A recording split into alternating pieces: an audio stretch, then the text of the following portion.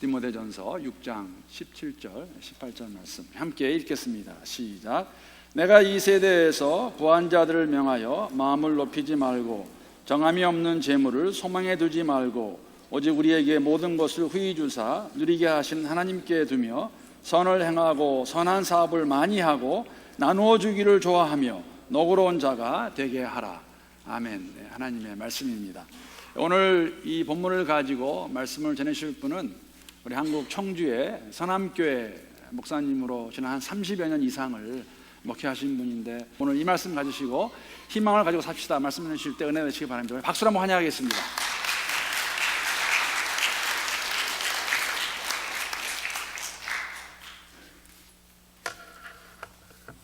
할렐루야. 아멘. 매년 이맘때 여러분을 와서 뵙게 되니까 낯선 곳에 나무집에 온 것이 아니고 아주 가까운 친척집에 온 느낌입니다. 아멘으로 반겨주시는 줄로 믿습니다. 저희 교회는 금년에 60년이 됐습니다. 그래서 지난 5월 달에 저희들도 나눔 축제가 며칠 동안 있었습니다. 그런데 그 나눔 축제를 위해서 1월 달부터 계획하고 모이고 또 기도하고 또 교섭하고 준비하고 그래서 아주 풍성하게 거대하게 이 나눔 축제를 했습니다. 근데 이 영락교회는 나눔 축제를 어떻게 하나 늘 궁금했어요. 어제 사실은 좀 와보고 싶었는데 오지를 못했는데 영상을 통해서 보니까 너무너무 수고들을 많이 하셨어요. 모든 성도들이 열심히 수고를 하는데 그 중에서도 우리 이태봉 집사하고 이상은 집사가 제일 열심히 하는 것 같아요. 별로 표정이 안 좋은 것 같아요. 근데 다 열심히 잘했어요. 제가 매년 이 교회에 와서 보면서 느끼는 것은 우리 송 목사님 정말 교회를 사랑하는 뜨거운 열정이 있고 성도들을 겸손히 섬기는 그 모습, 또 모든 성도들이 한마음 한뜻이 되어서 이렇게 열정을 보이는 모습을 보면서 이 영락교회에 희망이 있다. 희망이 있다. 그렇게 느꼈습니다. 제가 작년에 책을 여러 권 읽는 가운데 그 중에 그래도 교회가 희망이다 그런 책을 읽었습니다. 이 책은 샘물교회 박은조 목사님이 쓴 책입니다. 사회적으로 비난을 하는 사람들이 좀 있지만 그래도 이 마지막 때 교회가 희망이다 이것을 강조하는 책입니다. 제가 그 책을 읽고 좀 감동을 받았어요. 그래서 13권을 제가 구입을 해가지고 우리 교역자들에게 다 선물로 주면서 우리 교회가 앞으로 이 시대의 희망이 되자 책을 읽게 했습니다.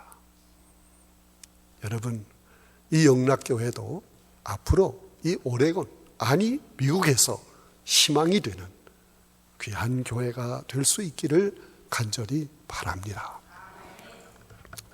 여러분, 인간의 삶 중에서 중요한 게 많이 있지만 그 중에서 반드시 빼놓아서는 안 될 중요한 것이 뭐냐? 희망이에요. 호프, 소망입니다. 토마스 칼라일이라고 하는 사람은 인간은 희망의 기초를 둔 존재다 그런 말을 했어요. 인간에게 희망이 필요하다. 희망이 없으면 안 된다. 이걸 강조하는 얘기입니다.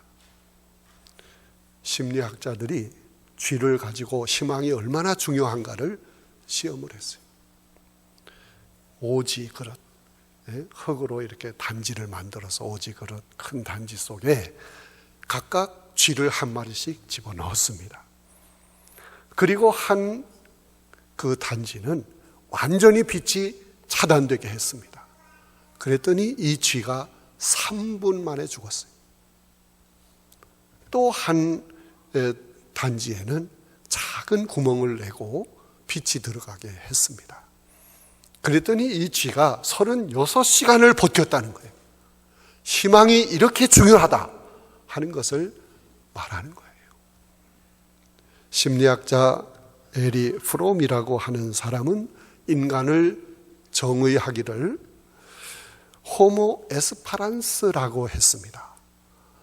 희망하는 인간이라는 뜻이에요. 인간은 희망이 있어야 된다. 희망을 두고 살아야 된다. 희망을 가져야 된다 하는 얘기인 것입니다. 우리 한국에서 가까운 나라가 일본이잖아요. 일본이 세계 경제 대국 4위라는 기록이 있습니다. 그런데 이런 경제 대국에 자살하는 사람들이 많습니다. 특별히 청소년들 가운데서 중학생들의 자살률이 자꾸 높아지고 있다. 왜 그럴까? 조사를 해 보았더니 이런 결론을 얻게 되었습니다. 살아도 별 의미가 없다. 그렇게 생각한다는 거예요. 희망이 없다는 거예요. 희망을 잃어버리면 절망에 빠지는 것입니다. 그러면 자살을 생각하게 되는 거예요. 그래서 유명한 철학자 킬케고르는 말하기를 절망은 죽음에 이르는 병이다. 그런 말을 했습니다. 여러분, 우리에게는 참 소망, 희망이 있어야 합니다. 근데 이 희망은 내가 스스로 갖는 것처럼 생각이 되지만 원대한, 위대한 희망은 누가 심어주고 가꿔주어야 하는 거예요. 여러분이 잘 아는 알렉산더라고 하는 사람, 세계 정복을 꿈꾸던 사람이에요. 그런 희망을 가지고 있던 사람이에요. 그런데 이 알렉산더에게 꿈과 희망을 심어준 사람이 누구냐? 유명한 철학자 아리스토텔레스입니다. 아리스토텔레스는 이 어린 소년 알렉산더를 어려서부터 막 꿈을 심어주는 거예요. 한 번은 돌로 된 동굴 속에 들어가서 이 아리스토텔레스가 알렉산더에게 문제를 내주고 숙제를 풀게 했습니다. 그리고 옆에 불을 피워놓고 주전자에 물을 끓입니다. 근데 물이 막 끓어서 수증기가 되어서 이 천정 돌에 서리면서 물방울이 되어서 똑똑 떨어졌어요. 그것을 보는 순간 아리스토텔레스가 무릎을 탁 치면서 알렉산더에게 얘기를 했다는 거 아닙니까? 알렉산더야, 내가 이제야 비 오는 이치를 알게 되었다. 태양은 불이다. 그 불과 같은 태양이 바다와 호수를 뜨겁게 해서 수증기를 만들어 올려서 비가 오게 하는 거야. 태양과 같은 불을 만들어 쏘아 올리는 것은 시간 문제야. 이건 기술의 문제야. 반드시 그렇게 할 수 있어. 인간은 거인이다. 못할 것이 없다. 우리 인간은 우주를 통솔하고 세계를 변형시키고 자신의 운명도 조정할 수 있다. 그러면서 이 알렉산더에게 좁은 계곡에 갇혀 살 필요가 없어. 나가서 넓은 대지를 정복하고 마음껏 인간의 꿈을 펼쳐나가야 돼.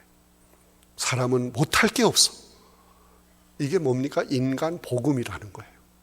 이런 인간 복음을 스승 아리스토텔레스가 알렉산더에게 심어준 거예요. 근데 이 알렉산더가 약관 20세의 나이에 마게도냐의 왕이 됐습니다. 그는 스승으로 받은 그 꿈, 스승이 심어준 희망, 그것을 실현시키고자 세계 정복에 나섰던 겁니다. 그리스, 페르시아, 두로, 베니게, 에집트, 인도 막 정복해 들어갔어요. 그리고 넓은 아라비아 반도를 정복하기 위해서 계획을 세워놓고 어떤 기록에 보니까 술을 너무 많이 마셔서 발열로 인해서 그만 세상을 떠났다. 33살에 그의 원대한 꿈, 큰 희망이 산산조각이 난 것입니다. 여러분, 자신의 어떤 이기적인 목적에 희망을 두어서는 안 됩니다. 자신의 능력, 자신의 열정에 희망을 두어서는 안 되는 거예요. 오늘 본문 17절에 보면 부한 자들에게 명령을 해라. 정함이 없는 재물에 소망을 두지 말고 하나님께 소망을 두고 살아라 하는 말씀이 나옵니다. 여러분, 이 세상의 모든 것은 다 정함이 없는 거예요. 정함이 없다는 게 뭐예요? 있다가도 없고 없다가도 있고 흔들리는 거예요. 무엇에 우리가 소망을 두어야 합니까? 우리의 젊음, 건강, 미모, 가진 재물, 우리의 요행수, 이거 다 정함이 없는 거예요. 욥기서를 읽어보세요. 세상에 믿고 의지할 것은 아무것도 없다. 자식도, 재물도, 건강도 다 믿을 게 없다. 여러분, 이 세상 것에 소망을 두면 안 되는 거예요. 오직 하나님이 심어주시는, 가꾸어 주시는 거기에 희망을 두어야 하는 것입니다. 우리 하나님께서는 전지하십니다. 전능하십니다. 무소부재하십니다. 영원하십니다. 창조주 하나님이십니다. 못하실 것이 없으십니다. 아무리 강조해도 아멘은 안 하네. 여러분, 그 하나님이 우리에게 희망을 줍니다. 무엇으로? 말씀으로. 하나님의 말씀은 살았습니다. 능력이 있습니다. 심령 골수를 찔러 쪼개는 것입니다. 모든 걸 새롭게 하는 이 능력의 말씀, 하나님의 말씀에 희망을 두어야 합니다. 하나님의 말씀은 보증수표와 같아요. 약속 어음과 같아요. 반드시 때가 되면 이루어지는 줄로 믿습니다. 아브라함을 보세요. 창세기 12장 1절로 3절에 보면 하나님께서 아브라함을 부르셨어요.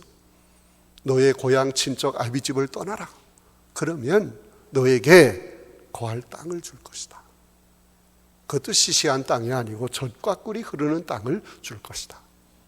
내 자손을 하늘의 별처럼 땅의 모래알처럼 그렇게 번성하게 만들어 줄 것이다. 내 민족이 큰 민족이 되어 모든 민족에게 복을 나누어 주는 복의 근원이 되게 할 것이다.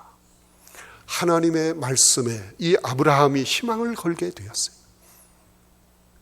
여러분, 그 말씀 그대로 아브라함이 놀라운 복을 받은 줄로 믿습니다. 여러분, 우리는 늘 하나님 말씀을 가까이 해야 합니다. 하나님 말씀을 삼가 들어야 합니다. 하나님 말씀에 순종해야 합니다. 그럴 때 하나님께서 우리가 희망하는 하나님 말씀대로 모든 것을 이루어 주실 줄로 믿습니다. 또 하나님께서 무엇으로 우리에게 희망을 줍니까? 메시아로 희망을 주시는 거예요. 신구약 성경 전체의 그 모든 말씀이 예수 그리스도에게 포커스가 맞춰져 있지 않습니까? 오실 메시아, 오신 메시아, 다시 오실 메시아. 여러분, 선민 하나님의 백성들은 오실 메시아에 대해서 얼마나 희망을 걸고 기다렸는지 몰라. 그런데 때가 참해 하나님께서 그 언약의 말씀을 이루어 주셨어요. 메시아를 이 땅에 보내주신 것입니다. 갈라디아서 4장 4절에 보면 때가 참해 하나님이 그 아들을 보내사 여자에게 나게 하시고 마침내 메시아가 이 땅에 오셨습니다. 그분이 누구일까요? 예수 그리스도이십니다. 여러분, 예수 그리스도가 이 땅에 오셔서 궁극적으로 우리 모든 죄인들을 위해서 하신 일이 있습니다. 그게 무엇입니까? 우리의 모든 죄짐을 다 짊어지시고 나 대신, 우리 대신 십자가에서 죄값을 지불해 주셨습니다. 여러분, 예수님이 십자가에서 마지막 하신 말씀, 중요한 말씀 다 이루었다. 무슨 뜻입니까? 값을 다 지불했다. 계산 끝났다. 그렇습니다. 예수 그리스도를 구세주로 믿고 영접할 때 죄사함 받습니다. 구원을 얻습니다. 영원한 생명을 얻는 것입니다. 요한복음 3장 16절 말씀, 하나님이 세상을 이처럼 사랑하사 독생자를 주셨으니 저를 믿는 자마다 멸망하지 않고 영생을 얻는다. 할렐루야. 요한복음 5장 24절에 보면 이미 영생을 얻었다, 사망에서 생명으로 옮겨졌다고 말씀하고 있습니다. 제사함 받고 구원받아서 영원한 생명을 얻은 것으로 끝나는 게 아니지요. 요한복음 1장 12절에 보면 영접하는 자 곧 그 이름을 믿는 자들에게는 하나님의 자녀가 되는 권세를 주셨다. 하나님의 자녀가 되는 거예요. 그래서 하나님을 아버지라 부르는 것입니다. 하나님의 사랑과 은혜 속에서 사는 자가 되는 것입니다. 그뿐만 아니라 예수 그리스도에게 희망을 두고 그분을 붙들고 의지하고 그분 뒤를 순종하며 따라갈 때 영원한 하나님 나라까지 우리를 인도하실 줄로 믿습니다. 요한복음 14장 6절의 말씀이 그거 아닙니까? 내가 곧 길이요 진리요 생명이니 나로 말미암지 않고는 아버지께로 올 자가 없다. 여러분, 예수님은 천국 가는 길은 이 길입니다. 그러면서 이정표처럼 내비게이션처럼 가르치는 그런 분이 아니에요. 천국에 가는 그 길 자체가 되시는 거예요. 이런 예수 그리스도, 그분을 믿고 의지하고 순종하며 따라갈 때 우리 주님이 우리와 함께 하십니다. 지켜주십니다. 돌보십니다. 우리의 삶을 책임져 주실 줄로 믿습니다. 영원한 하나님 나라까지 인도해 주시는 것입니다. 바로 이 예수 그리스도, 이분에게 희망을 두고 살아야 하는 것입니다. 사도 바울은 바울 되기 전에 사울이라는 청년이었죠. 교회를 핍박했어요. 교회를 핍박하는 것은 곧 예수 그리스도를 핍박하는 거예요. 그런데 다메섹 도상에서 부활하신 예수 그리스도를 만나게 됩니다. 그는 완전히 변화되었어요. 핍박하던 예수를 구세주로 증거하기 시작합니다. 그는 확신했어요. 내가 지금 사는 것은 나의 옛사람이 그리스도와 함께 십자가에서 이미 죽었고 나는 이미 죽었고 부활하신 주님과 함께 새 사람으로 덤으로 보너스의 삶을 사는 것이다. 이런 확신이 있었습니다. 그래서 빌립보서 1장 20절 21절을 보면 나의 간절한 기대와 소망을 따라, 내가 간절한 기대, 소망이 있는데 그게 뭐냐? 아무 일에든지 부끄러워하지 아니하고 지금도 전과 같이 온전히 담대하여 살든지 죽든지 내 몸에서 그리스도가 존귀하게 되게 하려 하나니 이는 내게 사는 것이 그리스도니 죽는 것도 유익하다 하는 고백을 한 것입니다. 어디 그뿐입니까? 사도행전 20장 24절에 보면 주님께 받은 이 사명을 위해서는 나의 생명을 조금도 귀하게 여기지 않는다. 사도행전 21장 13절에 볼 것 같으면 주 예수의 이름을 위하여 결박을 당할 뿐만 아니라 죽을 것도 각오했다 그랬어요. 그의 소망 되시는 예수 그리스도, 그분을 위해서는 죽어도 좋다는 거예요. 이것이 참된 소망을 가지고 사는 자의 모습인 줄로 압니다. 여러분, 이 세상의 모든 건 다 정함이 없는 거예요. 오직 주님, 예수 그리스도, 그분에게 소망을 두고 살아야 합니다. 예수 그리스도는 내 삶의 전부가 되십니다. 모든 것이 되십니다. 이 세상의 것이 좀 부족하면 부족한 대로 살 수 있어요. 그러나 예수 그리스도, 그분이 없으면 살 수 없어요. 예수 그리스도, 그분은 얼마나 귀한지 이 세상 부귀와 명예와 행복과도 바꿀 수 없다. 찬송에 나오잖아요. 아까 불렀잖아요. 여러분, 예수 그리스도 없는 삶은 헛된 삶이에요.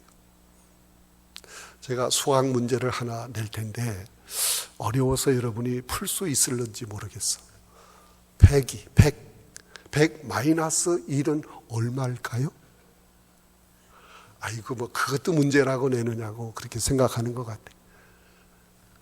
이 세상적인 숫자 계산으로는 99지요. 그러나 신앙의 숫자 계산은 제로입니다. 100 마이너스 1은 제로다. 무슨 얘기일까요?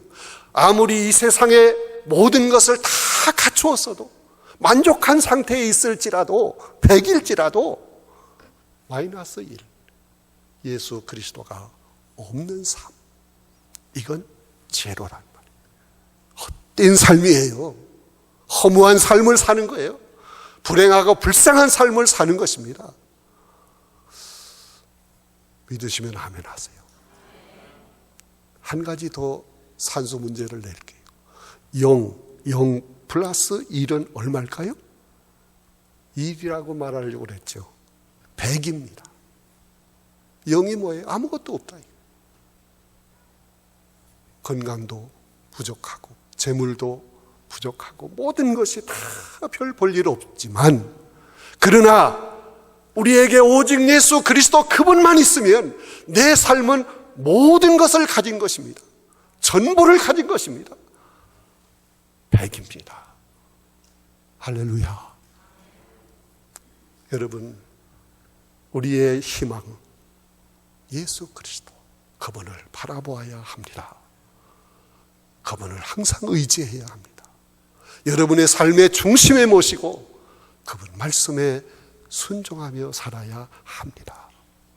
그러면 우리 주님이 우리와 임마누엘 되어주시고 지켜주시고 돌보시고 가는 길을 인도하시고 앞길을 열어주시고 당대와 후대의 복을 주실 줄로 믿습니다.